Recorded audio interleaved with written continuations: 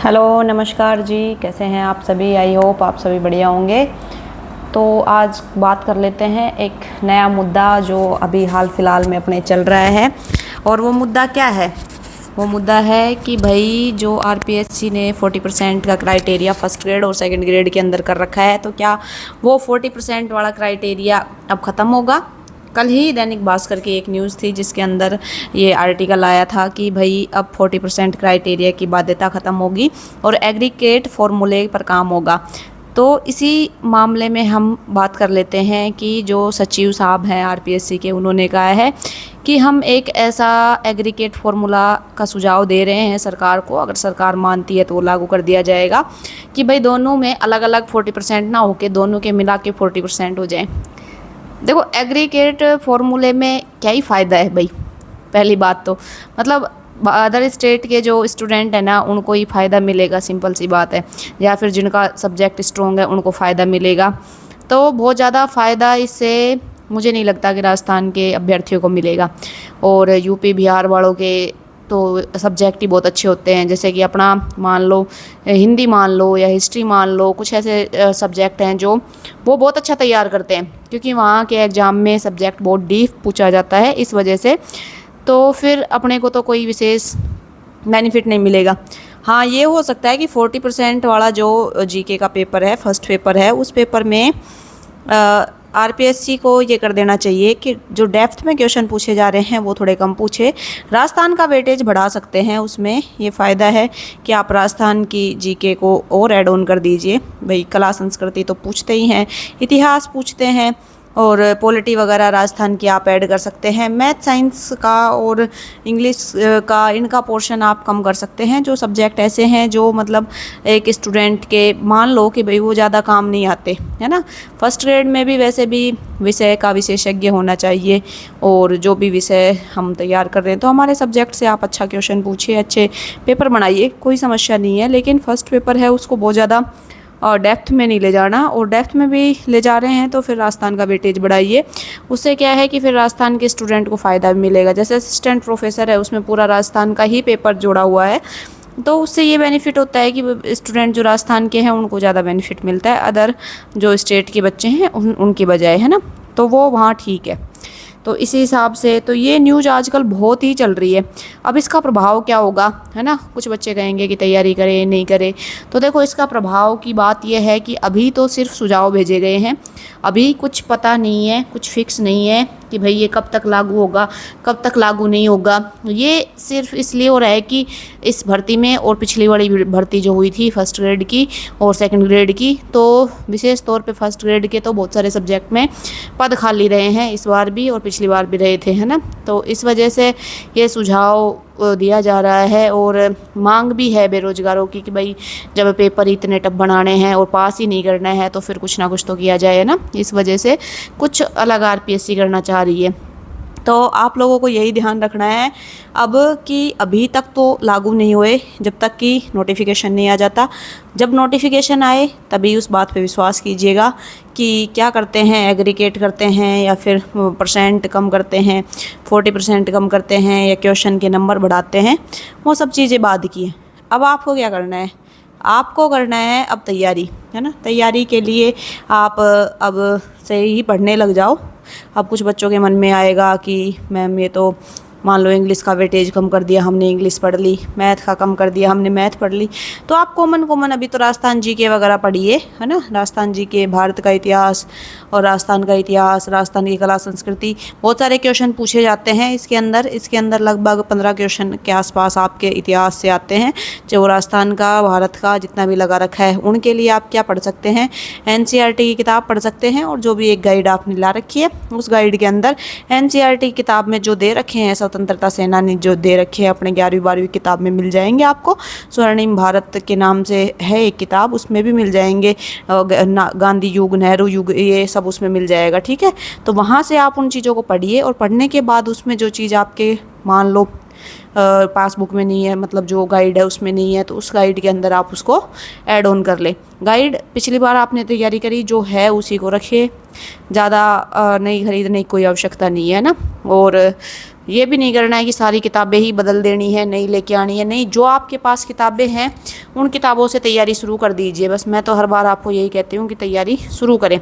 साफ साफ आर्टिकल में जो कल आया था, तो आरपीएससी सचिव ने बोला है कि भाई अब है ना कोचिंगों से काम नहीं चलेगा, कोचिंग ना हमें पास करवाएंगी। तो आरपीएससी के अध्यक्ष, कार्यवाहक अध्यक्ष और जो आरपीएससी के सचिव है, सभी बार बार बोल चुके हैं कि भाई कोचिंगों के भरोसे मत बैठो, कोचिंगों के चक्करों में नहीं पड़ना है। ठीक है, करो कोचिंग। अगर भाई कोई फ्रेश स्टूडेंट है जिसको समझ में नहीं आ रहा कि उसको क्या करना चाहिए, क्या पढ़ना चाहिए, वो ज़रूर कोचिंग करे। लेकिन जो ऐसा स्टूडेंट है जिसने पिछली बार भी एग्ज़ाम दिया, इस बार भी एग्ज़ाम दिया, और कोई 1-2 नंबर की वजह से या 1-2 क्वेश्चन की वजह से रह रहा है, लास्ट उसमें रह रहा है, तो उसको बस सिर्फ प्रैक्टिस की आवश्यकता है। ना वो अपना जो तैयारी कर रहा है, जिस भी ग्रेड की कर रहा है, वो ग्रेड छोड़ने की आवश्यकता है। अगर फर्स्ट ग्रेड में आप पॉइंटों में रहे हैं तो आपको फर्स्ट ग्रेड की ही तैयारी करनी चाहिए। सेकंड ग्रेड में अगर आप पॉइंटों में रहे हैं, 2-3 साल से तैयारी कर रहे हैं, बिल्कुल नज़दीक जाके आप रह रहे हैं, तो तैयारी में प्रैक्टिस की कमी है। बस आपको अपनी गलतियों को सुधारना है। एक नोटबुक लीजिए, उसमें लिखिए कि आपने पिछले एग्ज़ाम के अंदर क्या गलतियाँ की। उस पेपर को उठाइए, वो पेपर उठा के उस पेपर को अच्छे से पढ़िए, उसको देखिए कि आपने कौन सा क्वेश्चन किस हिसाब से अटैम्प्ट किया है। कई गलती आपको ऐसी पकड़ में आएंगी जिसमें आपने नहीं पूछा है, क्वेश्चन ने नहीं पूछा है और आपने है समझ के उसका आंसर दे दिया। कुछ गलतियाँ ऐसी आएंगी कि आपने टिक कोई और लगाया है या फिर भर कोई और आए, गोला भरने में गड़बड़ करी है। कुछ गलतियाँ ऐसी होंगी कि जिसमें आपको आ रहा था लेकिन 2 का कन्फ्यूजन था, उस 2 के कन्फ्यूजन के कारण आपने गड़बड़ कर दी। तो ऐसी बहुत सारी तमाम गलतियाँ आपको पकड़ में आएंगी। लेकिन वो कब पकड़ में आएंगी? जब आप खुद उस चीज़ को करोगे, उस चीज़ को अच्छे से एनालिसिस करोगे, पेपर को अच्छे से देखोगे, तभी आपको पकड़ में आएगी। कम से कम उस पेपर को आप 10 बार तो देखिए। उसमें ये देखिए कि एक बार तो ये देख लिया गलतियों को, दूसरी बार आपको देखना है कि जो भी क्वेश्चन के ऑप्शन हैं वो ऑप्शन आपको कितने जाने पहचाने लग रहे हैं। जैसे कि एक क्वेश्चन पढ़ा और उस क्वेश्चन के 4 ऑप्शन है, उसमें से आपने 2 ऑप्शन तो आपको ऐसा लग रहा है कि हाँ मैंने कहीं इनके बारे में पढ़ा है, लेकिन 2 ऑप्शन ऐसे हैं जिनके बारे में पढ़ा ही नहीं, बिल्कुल नए ऑप्शन है। तो आप उन नए ऑप्शन पे भी काम कर सकते हैं। उन नए ऑप्शन को एक नोटबुक में लिख लीजिए और उनके बारे में जितनी भी जानकारी आप जुटा सकते हैं वो जानकारी जुटाइए और वो नोट्स, शॉर्ट नोट्स तैयार कीजिए। वो हो जाएंगे आपके पेपर के शॉर्ट नोट्स, और उन शॉर्ट नोट्स से आपको जो भी काम मिलेगा वो बहुत ज़्यादा बाद में फ़ायदा मिलेगा। एक तरीके से उसको काम में लीजिए। जब भी आप रिवाइज करते हैं, बार बार रिवाइज कीजिए। आप 2-3 पेपर को ऐसे एनालिसिस करोगे तो आप पाओगे कि लगभग 60 से 70% हिस्सा है जो कहीं ना कहीं रिपीट हो रहा है, एक दूसरे से लिंकअप हो रहा है। लेकिन ये तभी होगा जब आप शॉर्ट नोट्स बनाएंगे, ये तभी होगा जब आप ऐसे पेपर को एनालिसिस करेंगे, हर एक ऑप्शन को देखेंगे, उस ऑप्शन की डेप्थ तक जाएंगे, तभी जाके आप क्वेश्चन को लिंकअप कर पाएंगे। पिछली वाली वैकेंसी में जो पूछे गए क्वेश्चन थे वो अगली वैकेंसी में किस हिसाब से पूछे गए हैं, उनसे आप लिंकअप कर पाएंगे, है ना। तो आपको काफ़ी हद तक फ़ायदा मिलेगा। 50 से 60% क्वेश्चन इस तरीके से रिपीट होना बहुत बड़ी बात है और आपके लिए भी बहुत बेनिफिट रहेगा उस चीज़ का। तो इसलिए आपको क्या करना है, बस यही ध्यान देना है, यही पैटर्न पकड़ना है कि आरपीएससी का आखिर ऐसा क्या पैटर्न है ना। हर बच्चा ये चीज़ नहीं करता। आप सेलेक्ट क्यों नहीं हो रहे? न सेलेक्ट नहीं होने के पीछे का कारण है कि आप ये नहीं कर रहे। बाकी लोग क्यों सेलेक्ट हो रहे हैं? तो वो लोग ये सब कर रहे हैं ना। अगर मैं गलत हूँ तो मुझे बताइएगा कि जो लोग बिल्कुल कम मार्जिन से रहे हैं, 1 या 2 या 3 नंबरों से रहे हैं, या 1-2-3 क्वेश्चन से रहे हैं, पॉइंटों से रहे हैं, है ना, डिलीट होने के बावजूद रहे हैं, तो वो सब बच्चे मेरे को बताइएगा कि क्या आपने इस तरीके से ही पढ़ाई की थी। अगर हाँ की थी तो कमेंट करके बताइएगा मुझे कि हाँ हमने हर एक ऑप्शन को अच्छे से देखा था, उस ऑप्शन को देखने के बाद उसके शॉर्ट नोट्स बनाए थे, उन ऑप्शनों के शॉर्ट नोट्स बनाने के बाद 4-5 बार रिवाइज किया था। अगर ये सब पूरा प्रोसेस आपने किया है तो मुझे कमेंट करना हाँ, और अगर नहीं किया है तो आप कमेंट करके बताएंगे कि नहीं, तो यही आपकी मेजर गलती है। अगर किया है और फिर भी नहीं हो रहा तो फिर सोचने वाली बात है। लेकिन अगर इतना नहीं किया, नहीं करोगे तो सिलेक्शन भी नहीं होगा। ठीक है, सिलेक्शन चाहिए तो मेहनत करनी पड़ेगी। अब मेहनत दूसरों पे डिपेंड रह के अगर हम सोचे कि भाई दूसरा व्यक्ति ही अपने लिए मेहनत कर दे, कोचिंग वाला कर दे, शॉर्ट नोट्स वाला कर दे, सब चीज़ हमें पका पकाया टेलीग्राम पे मिल जाए, तो उससे काम नहीं चलेगा। खुद मेहनत करो, जितनी मेहनत खुद करोगे रिजल्ट उतने अच्छे आएंगे, उतनी अच्छी रैंक आएगी। और अभी बहुत फ्री टाइम है, वैकेंसी अभी आने में समय लगेगा। मान लो इस साल के अंत में तक या अंत तक ना तो अगले साल के शुरुआत में बजट में आपको देखने को मिले, बजट के जस्ट बाद देखने को मिले, है ना। घोषणा कर ही देंगे, ये कोई दिक्कत नहीं है। तो वैकेंसी से घबराना नहीं कि नहीं आएंगी, आएंगी वैकेंसी। ऐसा नहीं होता कि वैकेंसी नहीं आएंगी। और एक और न्यूज़ 2 दिन पहले निकल के आई कि 77,000 विद्या संबल, उससे कोई फ़र्क नहीं पड़ता। ठीक है, विद्या संबल हर साल गेस्ट फैकल्टी के तौर पे लगाए जाते हैं, और वो एक तरीके से ऐसे है कि भाई जो स्कूलों में नहीं है टीचर, तो बच्चे तो है ना यार, वो बच्चे कहाँ जाएंगे बेचारे, वो तो पढ़ेंगे ना। तो उनके लिए गेस्ट फैकल्टी के तौर पे लगा रहे हैं, तो ये अच्छी बात है। लेकिन उससे ये फ़र्क नहीं पड़ता कि वैकेंसी नहीं आएंगी, वैकेंसी आएंगी।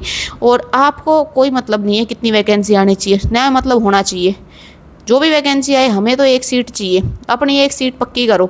ठीक है, और वो भी जनरल की पक्की करो कि अपना सिलेक्शन भाई जनरल में होना चाहिए, जब भी जाकर अपना कोई काम चले। ठीक है, तो उस हिसाब से तैयारी करनी है, अच्छी रैंक के हिसाब से कि टॉप 10 में रैंक आए, इस हिसाब से तैयारी करा तो बढ़िया रैंक आई जाएगी। और अपने आप से पूछो कि क्या मैं उस रैंक के लायक हूँ, क्या मैं इतनी मेहनत कर रहा हूँ, क्या इतना सब कुछ कर रहा हूँ जो लोग करते हैं, या फिर अच्छे पढ़ने वाले बच्चे हैं। तो आप IITN को देख लो, नीट वाले बच्चों को देख लो, मतलब क्या छोटी छोटी उम्र के बच्चे हैं, 12वीं के बच्चे कैसे पढ़ते हैं वो। तो ये नहीं कह रही कि आप पूरा झकझोर दीजिए या पागल हो जाइए, नहीं। पर जो भी करें दिल से करें, पूरी मेहनत के साथ करें, ईमानदारी के साथ करें, और ताकि आपको भी लगे कि आप अपने साथ न्याय कर रहे हैं, है ना, कोई अन्याय नहीं कर रहे। और आपको भी अंदर से वो आग होनी चाहिए। कुछ पाने की जब तक आग नहीं होगी ना, तब तक कोई चीज़ मिलती नहीं है। और कोई भी इस दुनिया में चीज़ मिलना इतना आसान नहीं है। वो चीज़ को पाने के लिए बहुत ज़्यादा अपने आप को तपाना पड़ता है। तो कोशिश कीजिए कि आप ऐसे ही तैयारी करेंगे और ऐसे ही आगे बढ़ते रहेंगे। फिर भी कोई समस्या हो तो आप कमेंट कर सकते हैं, आपके कमेंट हमेशा आमंत्रित ही है, और बताइए। और कुछ लोग जैसे सब्जेक्ट में पूछ रहे थे कि भाई हम खाली यूथ कंपटीशन पढ़ ले या सरस्वती पांडे पढ़ ले तो काफ़ी है क्या। देखिए, मैं हमेशा कहती हूँ कि यूथ कंपटीशन के अंदर तो सिर्फ PYQ है, तो PYQ का बहुत अहम रोल रहा है। और हर एक ग्रेड के अंदर या हर एक एग्ज़ाम है उसमें अलग अलग क्राइटेरिया होता है। जैसे असिस्टेंट प्रोफेसर है, उसमें सब्जेक्ट का बड़ा अहम रोल है, क्योंकि सब्जेक्ट के 2 पेपर हैं और बड़ा विस्तृत सिलेबस है। ऐसे ही फर्स्ट ग्रेड है, तो फर्स्ट ग्रेड के अंदर भी जैसे हिंदी सिलेबस की बात करें तो हिंदी का जो सिलेबस है वो भी काफ़ी बड़ा है। लेकिन अभी जो लास्ट वैकेंसी, मतलब जो अभी 2026 में जिसका एग्ज़ाम हुआ, उसके अंदर व्याकरण का पोर्शन बहुत ज़्यादा जोड़ा गया था। तो व्याकरण के पोर्शन की वजह से व्याकरण को ज़्यादा अहमियत दी गई। देखिए, सिलेबस के अकॉर्डिंग पढ़ना सबसे इम्पोर्टेंट है। तो आप सिलेबस देखिए, सिलेबस के अकॉर्डिंग डिसाइड कीजिए। अब हिंदी साहित्य के 10 प्रश्न पूछे गए हैं इसमें, तो आप हिंदी साहित्य के लिए मान लो बहुत सारी बुक पढ़ रहे हो, तो फिर कोई फ़ायदा नहीं है ना।